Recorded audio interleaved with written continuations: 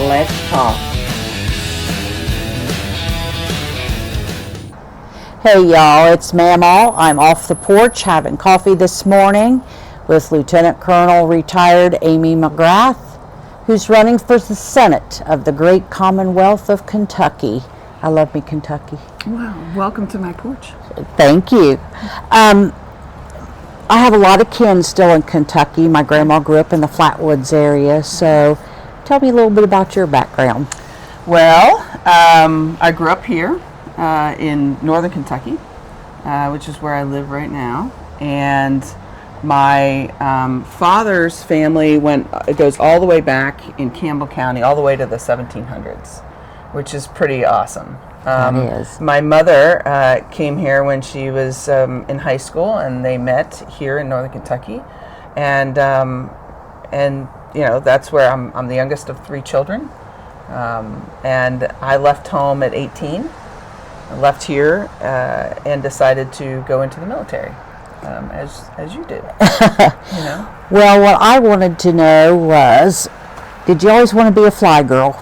I did. Well, actually, when I was younger, I wanted to be a veterinarian. I love animals, and I love dogs. But right around the age of 12, I fell more in love with fighter jets. And I know it's a little different, but it was just something that just clicked in me, and I think it was a combination of the challenge and the coolness factor, and the service to your country factor was really important to me. And then there was a fourth factor, which was that girls couldn't do that at that time. See, I get and so that. And I was like, oh, we'll see about that. You know, and that was a kind of a chip. Well, I had to chuckle. You were born the year before I graduated high school, but we had just gotten Title IX. Yeah. And so we didn't have a girls' track team, so I had to be on the boys' track team, and had a great track coach who taught me the way the men threw the shot, and that's Right. not how women threw the shot, and so we had a little relearning there. Right. But I always thought the boys got to do the cool shit. No kidding. And we didn't. And Right. it was like, that's why I wanted to go in, because they got to do all the fun stuff. Yeah, well, at the age of 12, there was a federal law prohibiting, and you remember this, women from doing certain things in the military. And one of those things was, you know, flying fighter jets. And I did not understand that at the age of 12, because I was, I was a tomboy. I was beating all the boys in baseball and football and basketball. And I was like, this is crazy. And so I wrote every member of the House and Senate Armed Services Committees, asking them to change the law at that time. And several of them wrote back to me.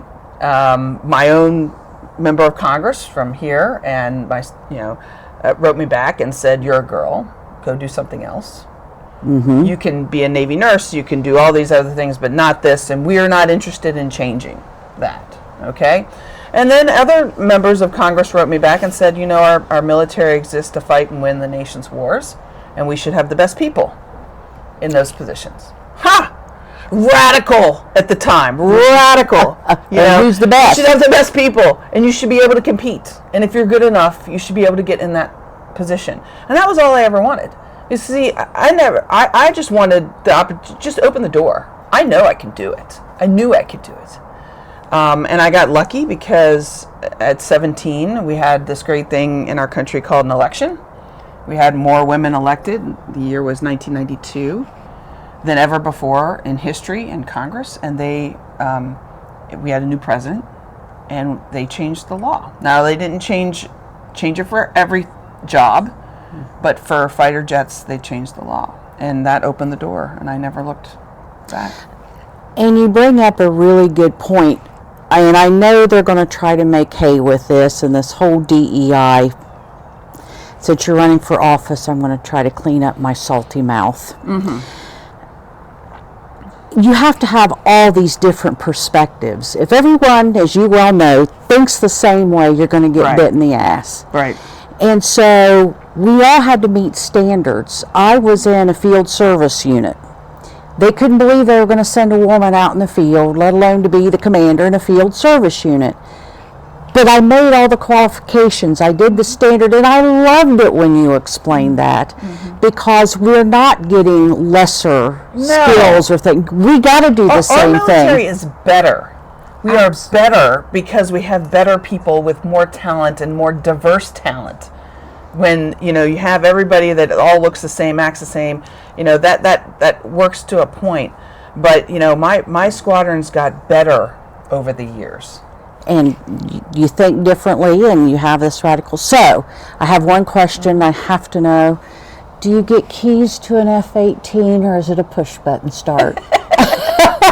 There are no keys, although there are certain things that you can do to lock it up, shall we say, okay? There's certain things that, pilots and people know how to make sure that nobody can jump in there and just flip a switch. So, they want you to believe that the U.S. government, no matter how good or just for the sake of DEI, will hand a $66 million airplane to someone who isn't capable. Is that the running? It's ridiculous. I mean, it is absolutely. First of all, you don't get the keys overnight. It's many, many years of training. And at the end of the day, you can either land the jet on the back of an aircraft carrier at night, or you can't. Okay, and nobody else is in the jet. That's a floating postage stamp in the middle of the ocean. And there's nobody, doing it for you. There's nobody, with a laser guiding you. You have to do it. You have to do it. And that's true not just for military aviation, but for all of these other. You don't get through Ranger School. It's not easy. Nobody does it for you. You do it. You do it by yourself, and with the team. But I just think all of this stuff is. I'm okay with people changing standards if they should always evaluate what the standard should be for a certain job. That makes total sense to me. And if you want the standard to be higher, great, make them higher. I don't care. What is offensive to me is when the Secretary of Defense makes a suggestion that somehow when women came on board, the standards were lowered. No, Mr. Hegseth. They were not lowered. Okay? Absolutely not one iota. And that is what is so offensive to me. I think what I found really offensive, well, first of all, him getting confirmed. Now, I was just in 03, and after 24 years, and I got out in 8. After 24 years without previous and being enlisted, he was still only in 04. Okay, you and I both know he was a serious problem. And if you look paper to paper, I'm as qualified as Hegseth, and honey, I ain't qualified to be no damn Secretary of Department of Defense. You are more than qualified than he is. Let me just tell you that right now. As a senator, I'd rather see you there. I would really hope and pray that we would start looking at qualifications again. Yeah. Before we start making these rubber stamps for these absolute bizarre appointments that he has made. Yeah. When my son's out, he was in Iraq and Afghanistan. To have the man that has your children's life literally in his hands by the decisions he makes, and it's going to Pete Hegseth, is terrifying. It is terrifying, all the way to the top, frankly. I mean, this business of pulling 800 generals and admirals from their posts around the world, bringing them back to Quantico to dress them down on hair standards and the warrior ethics. I mean, it was so ridiculously dumb, and here's the thing: our enemies are smiling. Oh, sure. Our enemies are watching, and they are laughing at us right now because we have the head of our Department of Defense, talking to these actual real warriors. There's nobody in that room that has less experience than everybody had more experience than the guy that was up on stage in his stupid blue suit at them. I mean, and they had to have been sitting there thinking, okay, 5 time zones for this. Yeah, I was just my mind was blown. Well, it didn't surprise me when it was called. I was like, oh, this is interesting. What's this going to be all about? And then it became clear that they didn't really know what it was going to be about, which is why they brought the president there. He wasn't supposed to be there in the beginning, and they realized, oh, this is kind of dumb. We have to make something out of it. Well, you have to do advice and consent when you're a senator, co-equal branches. And I'm thinking, where was the advice on who you are bringing before us to confirm? And how did we have these senators consent to that? And we have senators on the other side that were in the military.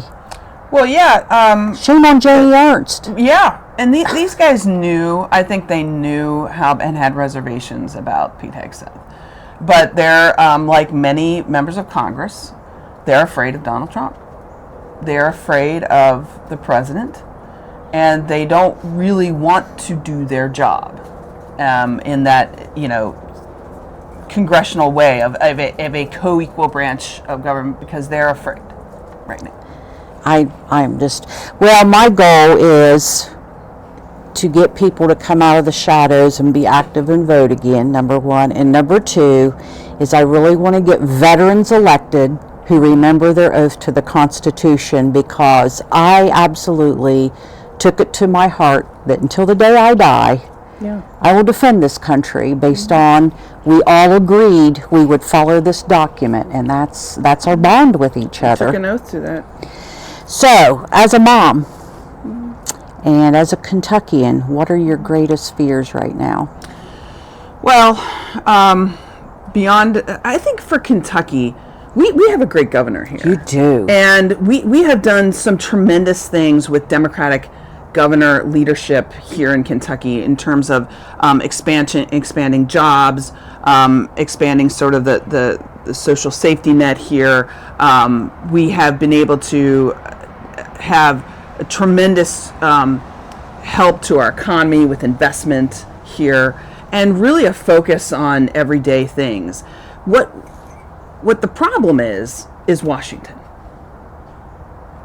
The problem is that a lot of people voted for these guys to go to Washington to make our lives better. And they've actually made them worse. And I'm talking everyday costs of living. You go down the street to Kroger. And you go through the checkout aisle. You know things cost more. Okay. Okay? And why? Well, tariffs is a big reason why. The president unilaterally instituted these stupid tariffs that make no sense, that no economist said we should do, that no voter, I meant no voter, no Republican voter, no Trump voter, no voter in Kentucky who said, I really wanted those tariffs. That's why I voted these guys in. No, nobody wanted this. And what do those things do? It crushes our bourbon industry. It crushes our farmers here in Kentucky and Ohio. It crushes our auto industry, because everything is made in a complex way in today's, and it hurts us at the checkout aisle down in Kroger. So that's just the biggest thing, bringing costs down. And it's not hard to do, because these guys instituted these tariffs for no reason that brought costs up. So it's like no-brainer here. We live in amongst farmers, and from my porch I can watch the guy who harvested his soybeans this fall. And he left this giant pile, and I thought, oh my God. Well, then he came back and he put it in the bags. I said, what are you doing? He said, there's no place to put it. It's going to be silage this year. Yeah. Silage. Yeah. Because we have no customers. Now, Trump insists he's now worked out this deal with China, but you and I both know when you lose a customer, they don't come back. Yeah. And I loved your thing on the Argentinian beef. If anyone has ever eaten South American beef, it is tough as wet leather. They don't have the beef industry that we do, to where they breed them to be good, beautiful, marble beef. This shit's stringy. It is tough. And it's not USDA inspected, which I found out. Right. No USDA inspections for any beef that's imported. I mean, that's just another example. The soybeans, the beef, we're like shooting ourselves in the foot right now.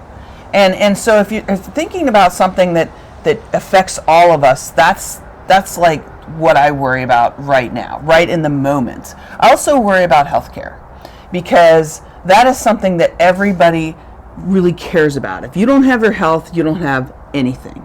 And we have these guys who went to Washington who didn't have a plan. They just said, we're gonna dismantle everything. Well, when they did that, they slashed Medicaid. 1 in 3 Kentuckians on Medicaid. And they lie about it, and they're like, oh, we're only kicking out the illegal aliens from Medicaid.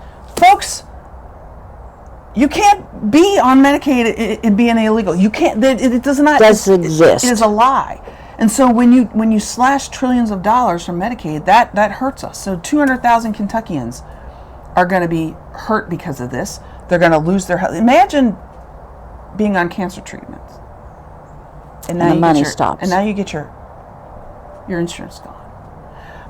35 of our rural hospitals are at risk of closure right now. Imagine, your dad has a heart attack, and now you have to drive him 10 or 15 minutes to the hospital. But in a few years, maybe that happens. That hospital's gone. Now it's 2 hours. That's the difference between life and death.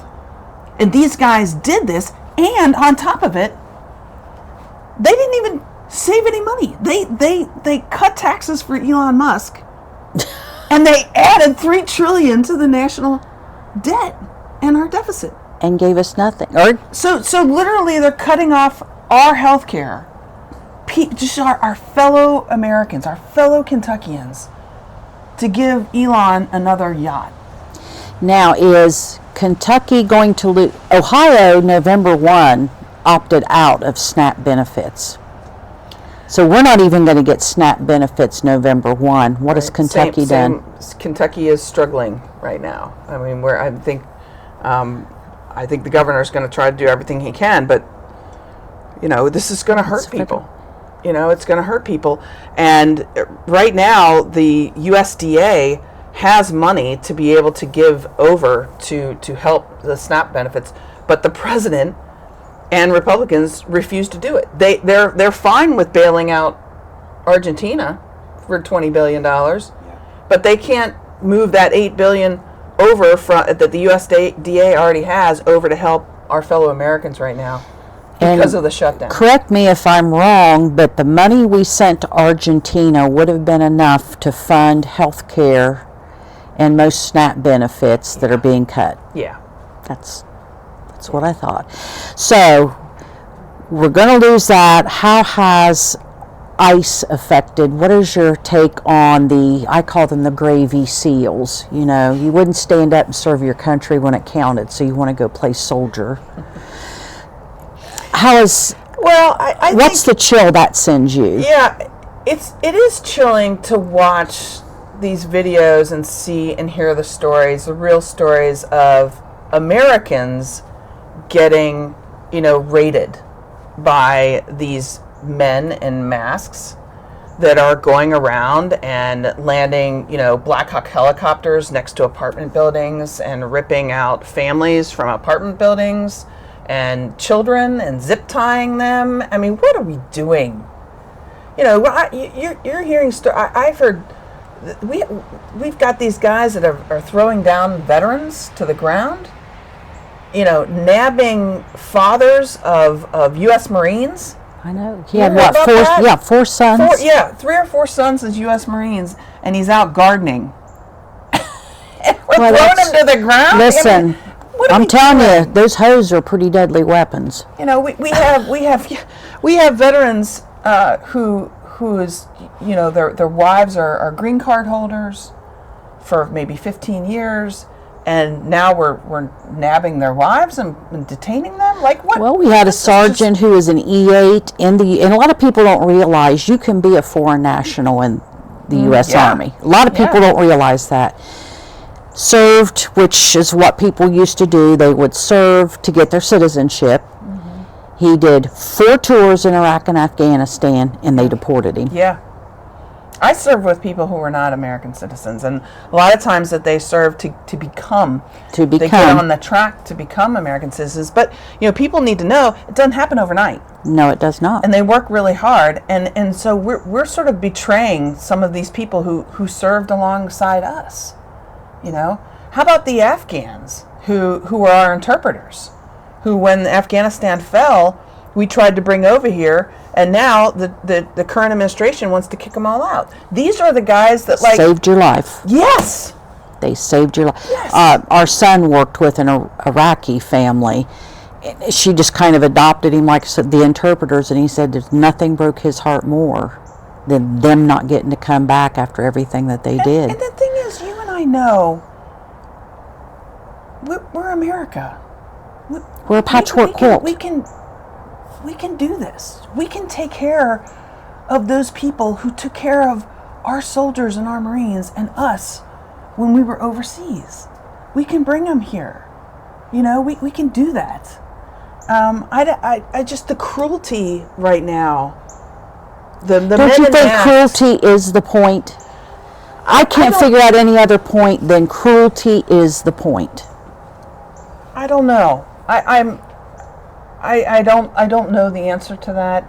I just know that the America I know, and the Kentucky that I know, and the Kentuckians I know, whether they vote red or blue, or somewhere in the middle, they're not cruel. And what we're seeing from these guys, from the current administration, and really from, in my belief, Republicans in Congress, because they're allowing this to happen. They're not standing up. They don't have the guts, as we've talked about, is really cruel. Whether it's taking away SNAP benefits, bailing out Argentina, but not harm farmers. Right. Cutting off health care with no plan. That's just cruel. And then on top of it, what they're doing to American citizens and to people who are here. We should always be going after people who are here committing crimes, illegally committing violent criminals. I think all of us would agree. That's all correct. of us would agree on that.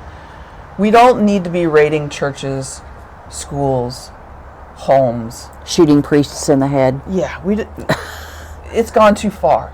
It has gone way too far. And I hear that from people who voted for this. And my problem is, having been in law enforcement, since when do you not identify yourself? You cover your face. I don't even know if you really are law enforcement, and certainly not trained to do what they think they're doing. They've watched too much TV, and they're just out there being gravy seals. Well, I mean, I don't know what their training is. I know that they're building up very quickly, and from what I've seen from many of the tactics that they're using, it's just not. It's not what we need. It's right. Not American. So when we're looking at the people of Kentucky, what I want to get across is, and we've talked a little bit about the diversity of thinking keeps you out of trouble. Tell me how much time when you're in the cockpit of a fighter jet you have to make decisions. It depends on what you're doing. If you're really good, you're thinking so far ahead that you're never to the point where it's super dangerous. You're head, what we call ahead of the jet. So you learn to pre-plan. Okay. Yeah. So and that starts on the ground. It starts with a plan on the ground, and you want to execute that plan. You may have to deviate, and but again, you plan for it. You plan for it. You talk about how that sometimes you have procedures for what that might be. But things in the cockpit. Look, when you're in a fighter jet, you're going very fast. So you've got to be able to think pretty quickly. And in general, as an officer, combat veteran, wife and mother, you've learned to multitask. I have. and people say, well, what's harder? Is politics harder? Is it flying a fighter jet harder? I'm like, being a mom. Being a mom. 3 kids. Oh, girl, wait till they're teenagers. You haven't seen anything. I got one teenager now. I've got a 13-year-old. But I'm telling you, that they have challenged me more than flying, Marine Corps training, I got it. Survival training, okay, that was hard. I admit that was hard. But being a mom, girl, day to day, you ain't seen nothing yet.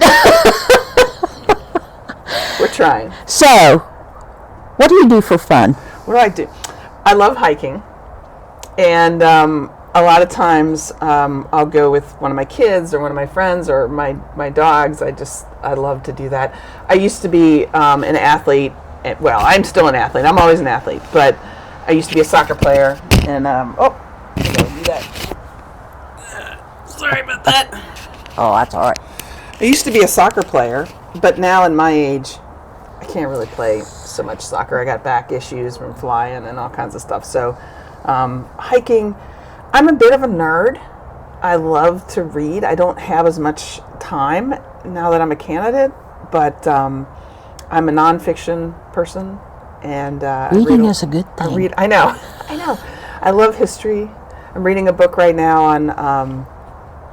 It's called Blind Man's Bluff, and it's about the U.S. submarine force in the Cold War, and it's fascinating. I love that stuff. I love old military history, same kind of nerd thing.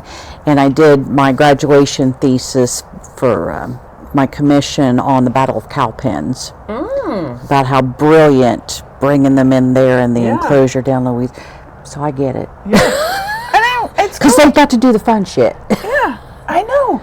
It's really cool, and so I do that, and I try to hang out with my kids. I think when you have kids, you don't really have much of a hobby anymore. I mean, we've got soccer tournaments and, all kinds of stuff going on all the time.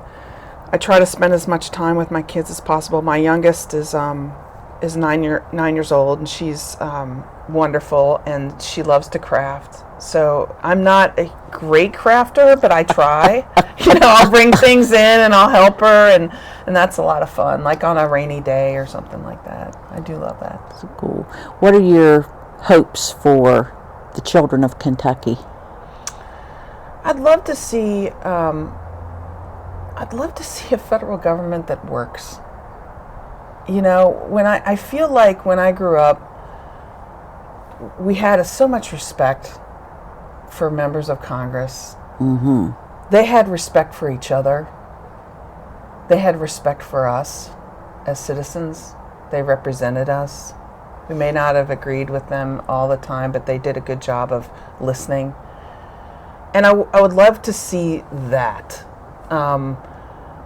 Getting back to what matters to everyday people, and getting representatives that don't embarrass us, but represent us.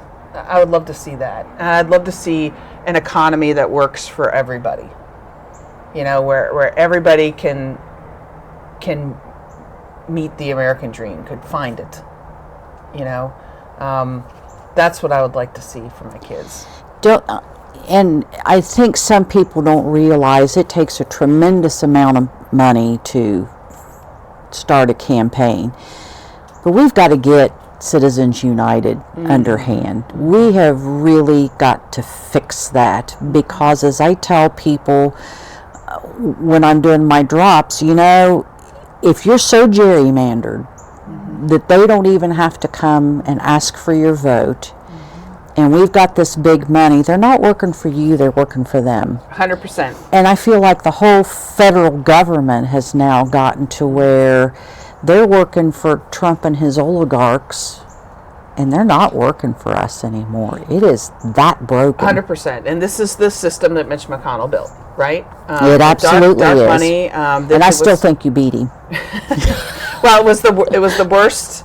Citizens United was the worst Supreme Court decision. Now, I think the one on presidential immunity from last year was probably as bad, if not worse. But Citizens United in the modern era was terrible, because it opened the floodgates for just unlimited money, and you can't. There's so many rules on the restrictive part of what you can donate to a campaign as an individual, but there's no restrictions on the dark money side. So, when I ran against Mitch McConnell, he just snapped a finger and he could have whatever he wanted on the dark money side.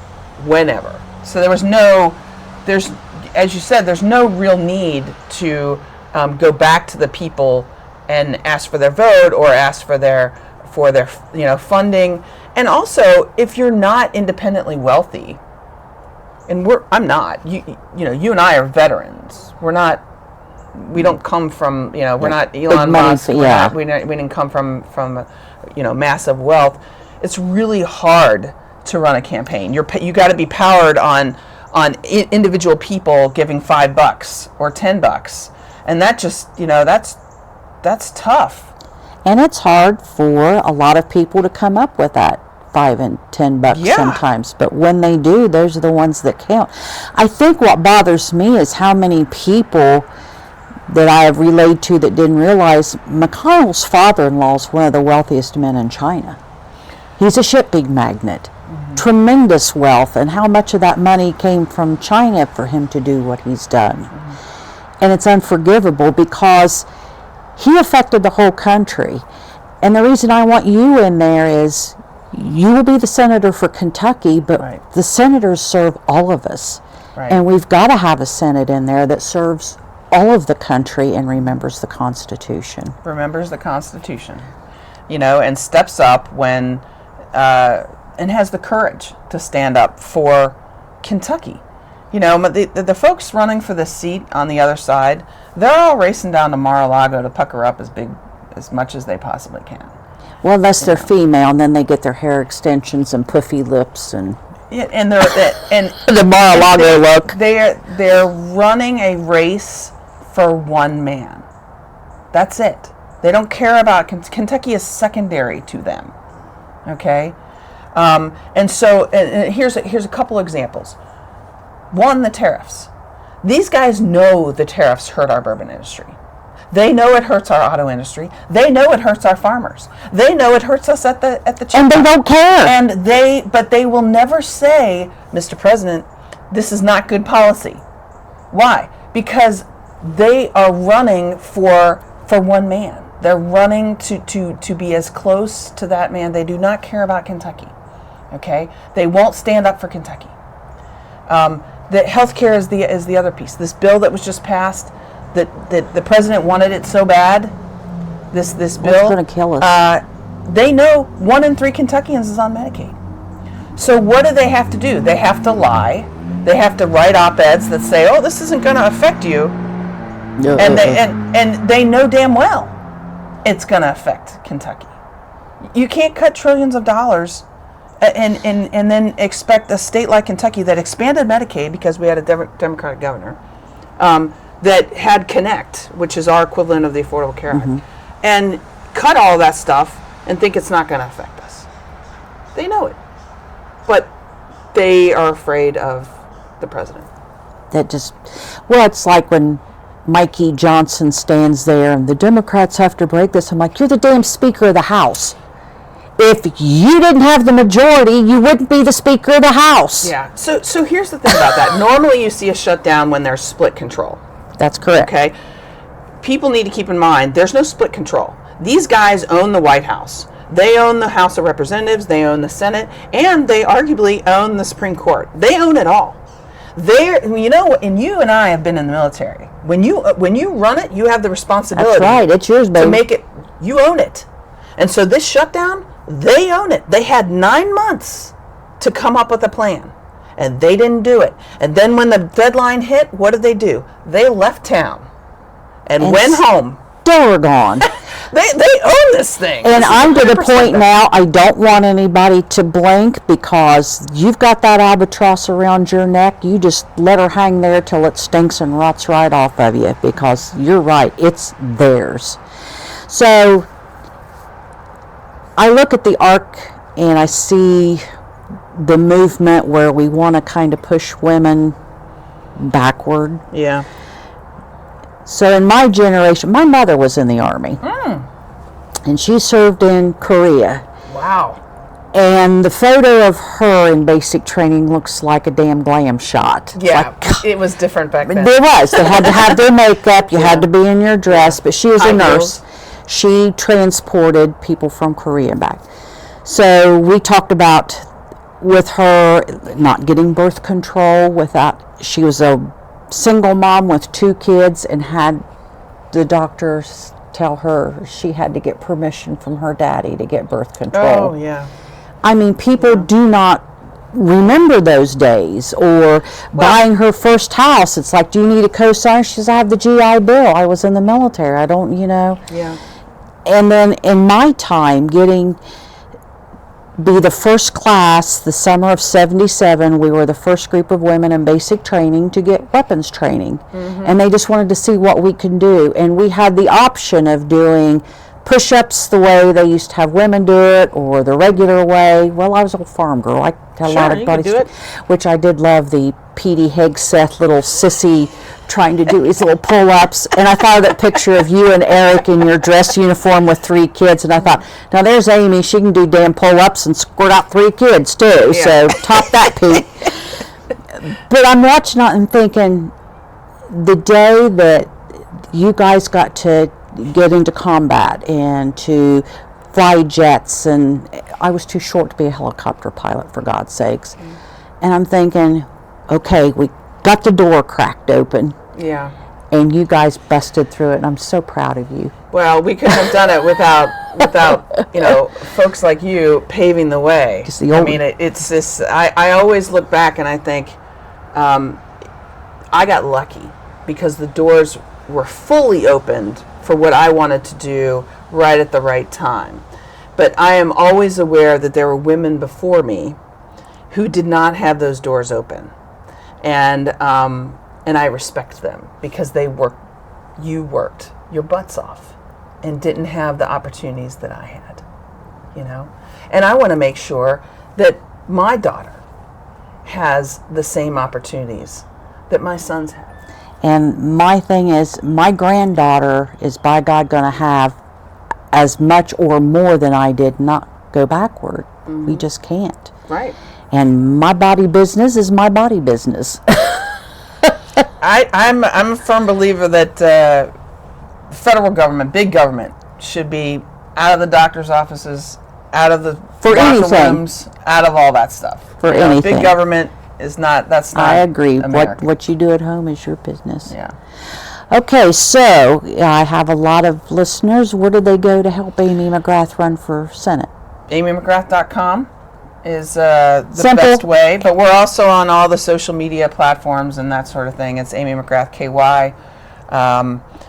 This is this is an important race that cannot be overlooked. We have a Democratic governor. It's a midterm. It's an open seat.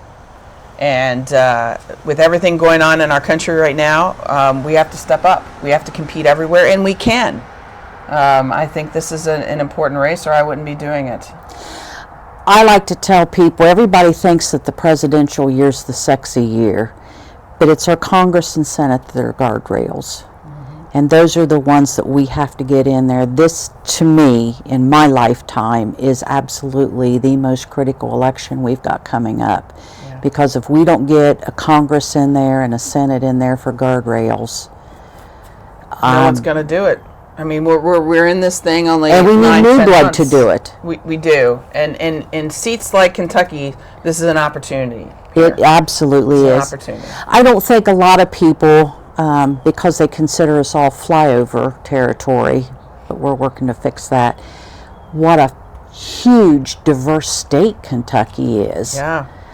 I mean, you think of, everybody thinks of Eastern Kentucky and the coal fields, but they don't realize the horse country, Western Kentucky, Northern Kentucky, which is closer to Indiana, Cincinnati, very different river towns. Louisville, which is just a booming metropolis, which is great. Central Kentucky is Lexington, but we have an enormous aerospace industry in Kentucky. We're very proud of that. Auto industry in Kentucky, but we also have bourbon, of course, lots of farming, and of course the hills of Eastern Kentucky, which is just beautiful. Just breathtakingly beautiful. If you ever want a vacation, my husband and I always sneak down in here into Kentucky because it's not touristy, but they're beautiful places to go. They are. Well, Colonel McGrath, it has been absolutely my honor, and I have something for you in my pocket. Yeah? I do. Awesome. I want you to be a member of my Stay Salty Club. Awesome. Thank you. I appreciate that. Very good. All right. See, Taylor Swift ain't the only one that knows how to do these. These were all hand stamped. The woman that helps me do all this, Awesome. her daughter's on this. They hand stamped all those. That is great. Those are from Well, the Salty thank you Girls. very much for having me on your show. Thank this you. Is really important. It is. It is. And I will stay salty. I You know you it. will. I know. We can't not. Well, I have to clean it up a little bit. Yeah, she's running for office, so I can't be I too salty. Yeah, Mamaw gets a little salty on the porch sometimes. It's okay. I'm one of those kind of grandmas. That's all right. Good work. Thank you. Bye.